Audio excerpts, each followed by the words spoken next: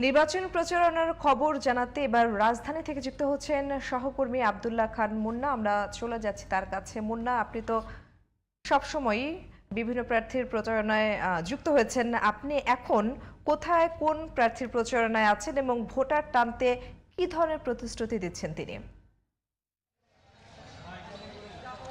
অহনা অবস্থান করছি মাদারটেক উত্তরপাড়ায়।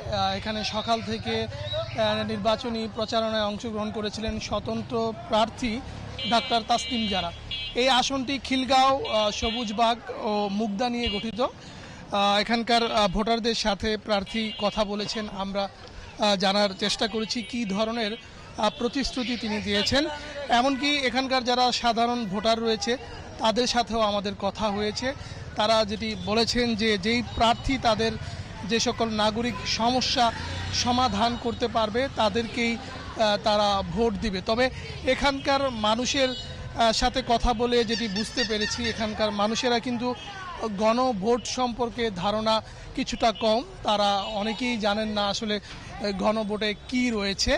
তো এদিকে প্রচারণা শেষে স্বতন্ত্র প্রার্থী ডাক্তার তাসনিম জারা সংবাদ মাধ্যমে বলেছেন যে এখানকার যারা ভোটার রয়েছেন তারা বেশ কিছু নাগরিক সমস্যার কথা তুলে ধরেছেন। বিশেষ করে এই এলাকাতে গ্যাসের একটি সমস্যা রয়েছে, পানি এবং কি যে রাস্তাঘাট, বিশেষ করে এই মাদারটেক, মুগদা এবং খিলগাঁও বাসাবোয়া অঞ্চলের রাস্তাঘাটগুলো কিন্তু খুবই সরু, যানজট লেগেই থাকে।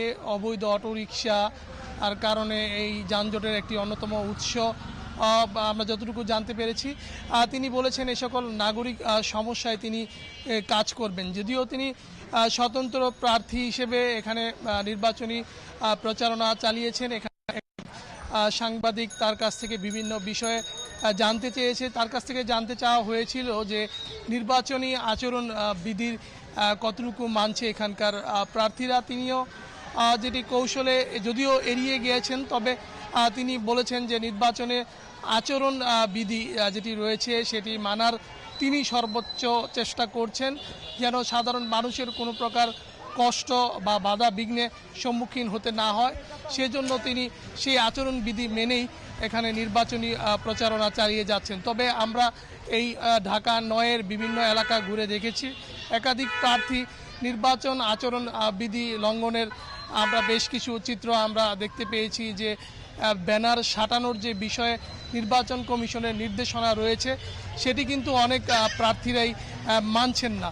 তো অহনা, এই ছিল ঢাকা ৯ আসনের নির্বাচনী প্রচারণার সর্বশেষ খবর আমার কাছে। নির্বাচনী প্রচারণার খবর জানাতে আমাদের সাথেই থাকবেন মুন্না, আপনাকে ধন্যবাদ।